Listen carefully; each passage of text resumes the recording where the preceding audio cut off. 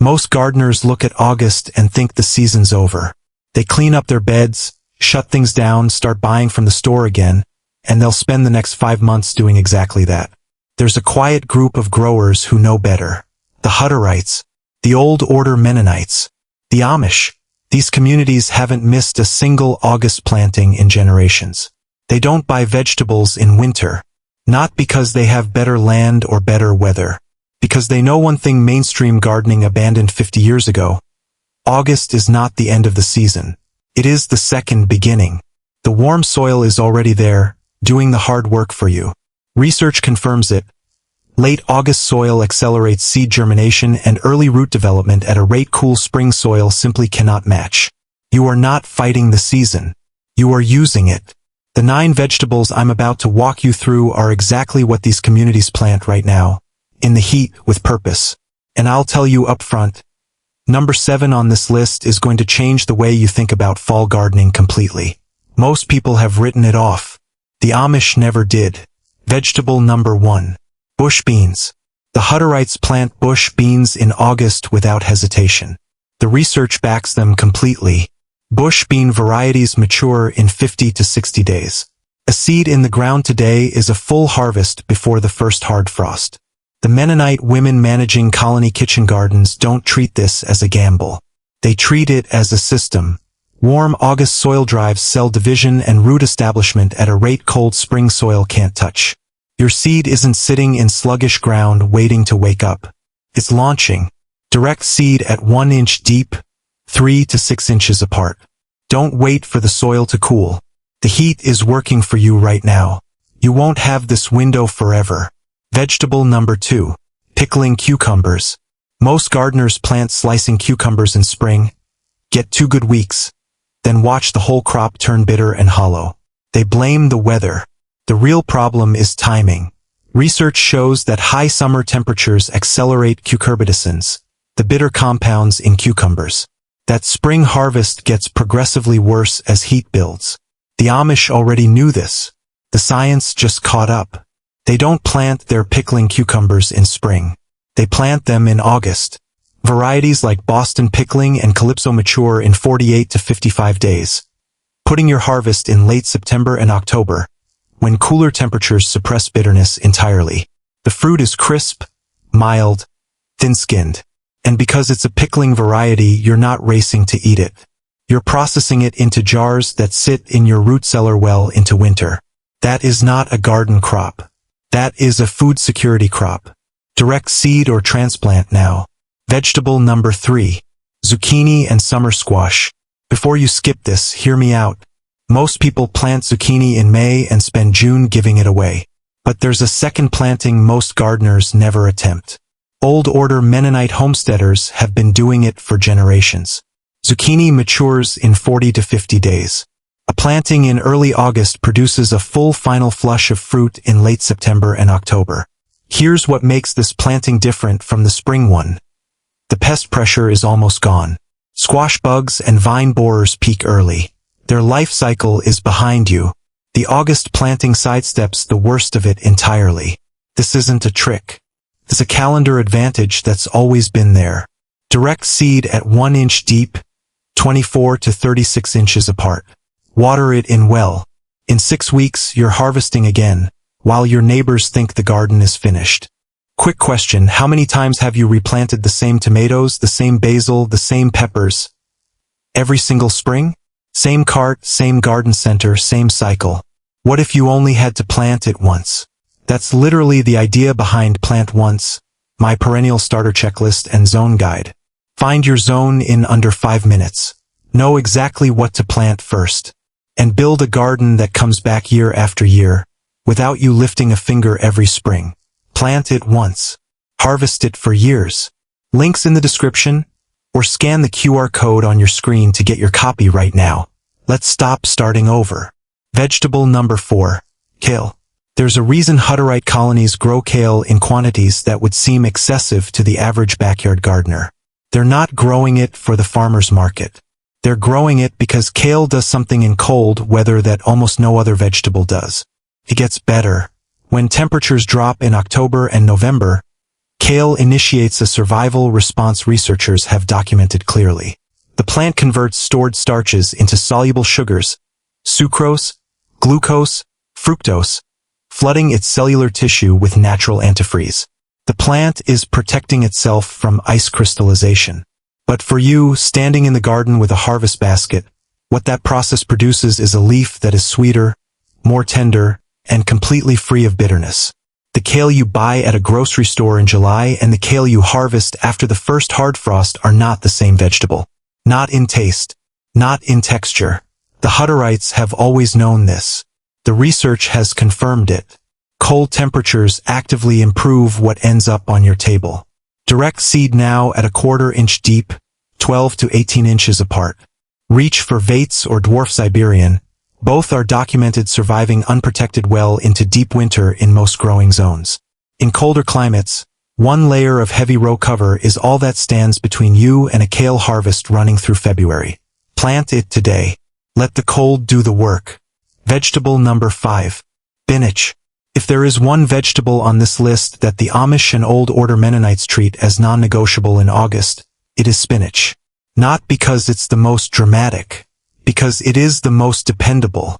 Spinach survives temperatures below 25 degrees Fahrenheit without protection. Under a cold frame or a simple hoop house, it doesn't just survive winter, it continues producing. Slowly. But it produces. And the moment late February arrives and days start lengthening, spinach explodes with the most vigorous growth you'll see all year, weeks before anything else in the garden is stirring. That early spring flush from a plant you put in the ground the previous August is one of the most satisfying harvests in homesteading. Here's what the Mennonite gardeners understand about spinach timing that most people miss. You don't need to plant 8 weeks before frost to get value. You can plant as late as 2 weeks before your first frost date. That planting won't give you a fall harvest. But those small plants will hunker down through winter and wake up in spring with a root system already established, already reaching, already working. You'll be harvesting fresh greens before your neighbors have ordered their seed catalogs. Direct seed at 1/2 inch deep, 1 to 2 inches apart. Don't overthink the spacing. Get it in the ground now. Vegetable number 6. Swiss chard. Swiss chard doesn't get the attention it deserves. That is a modern problem. Walk through any heritage homestead garden, Hutterite, Mennonite, and you'll find chard growing the way other vegetables fill their beds. Quietly, steadily, without drama. Because chard doesn't demand drama. It demands consistency. And it rewards it with one of the longest productive windows of any vegetable you can grow. Planted now, Swiss chard gives you tender baby greens through October. It handles hard freezes far better than most leafy greens, surviving temperatures that would collapse lettuce overnight. Under a row cover or basic cold frame, it pushes through into early winter. And like spinach, overwintered chard comes back in early spring with a force completely disproportionate to the effort you put in. One planting in August, a harvest that runs across 3 distinct seasons. The Hutterite kitchen garden is built around exactly this kind of vegetable. Not the flashy ones. The ones that deliver the longest return on a single investment of seed and soil. Direct seed at 1/2 inch deep, 2 to 3 inches apart. Let it build through September. Then harvest it into the cold. Vegetable number 7. Turnips. I know what you're thinking. Turnips? That's the game changer? Stay with me. 60 seconds. The turnip you're imagining, woody, bitter, sulfurous, the one nobody at the table actually wants. That is a spring-grown turnip. Heat-stressed, rushed, harvested at the wrong size from the wrong season. The August-planted turnip is a completely different vegetable. Researchers have documented what Amish growers have observed for generations. Moving turnip production into the cool fall suppresses the heat-driven compounds that cause bitterness entirely. Varieties like Hutterites, a Japanese salad turnip, harvested at golf ball size in October, are sweet enough to eat raw, crisp like an apple. No bitterness, no woodiness, nothing like what you think a turnip is, and it delivers twice.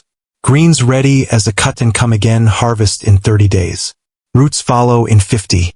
1 planting, 2 harvests, before the ground freezes. The Amish don't skip turnips in August. Now you know why. Vegetable number 8. Beets. Beets operate on a strict biological clock. The Hutterite gardeners respect that clock completely. The rule is simple. So at least 8 weeks before your first expected frost. That window gives the storage root enough time to fully develop underground. Miss it even by a week or two and the plant still grows. But what you harvest is not a beet. It's beet greens. Nutrient-dense, useful in a fall salad, but not what you were after. Here's what the research confirms and heritage tradition has always practiced. Beets maturing in the cool of October go through the same cold-triggered sugar conversion as kale and carrots.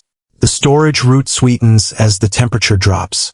What comes out of the ground in October is mild, dense, and nothing like the canned beet that turned an entire generation off this vegetable. Sow at half an inch deep, 3 to 4 inches apart.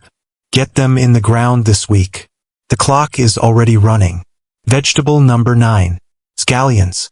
The Mennonite kitchen garden almost always has scallions growing somewhere. In a container near the door, along a bed edge, tucked into whatever space is available. Because scallions are the most space-efficient, lowest maintenance, continuously productive vegetable you can grow in the fall garden. Direct seeded in August, scallions germinate in 7 to 10 days and reach harvestable size in approximately 60 days. But the harvest method is what separates a one-time yield from a continuous supply. Cut the green tops 1 inch above the soil line. Leave the white basal plate in the ground. Within 10 to 14 days, the plant regenerates completely. You can repeat that cycle 2 to 3 times before winter shuts the garden down. 1 planting, multiple harvests, minimal space, no drama. Documented as surviving hard freezes without protection, scallions are one of the last plants standing in the fall garden, and one of the first to push new growth when spring arrives. Plant them now. In a container, in a bed, in a strip of bare soil along a fence line. It doesn't matter where. What matters is that they go in today. Here is what these 9 vegetables have in common. None of them require expensive inputs. None of them require perfect conditions. None of them require a large piece of land. What they require is the decision to plant, made today in August while the soil is still warm and the window is still open. The Hutterites, the Old Order Mennonites, the Amish, they don't have food security because they got lucky with their land or their climate. They have it because they understand that the calendar does not wait. Every week you don't plant in August is a week subtracted from your harvest in November. Every bed you leave empty right now is a gap in your root cellar come January. They don't leave gaps, and neither should you. This is what separates the homesteader who talks about self-sufficiency from the one who actually lives it. Not the equipment, not the acreage, the decision to act. In the window most people write off entirely. You have the list, you have the timing, you have the research behind every plant on it. The only thing left is to go outside and put something in the ground. If this gave you something you're actually going to act on, hit like right now. It tells me to keep making content like this, and it gets this information in front of growers who need it. Subscribe if you're not already here, and drop your zone in the comments below. Tell me what you're planting first. The season is not over. It is just the beginning.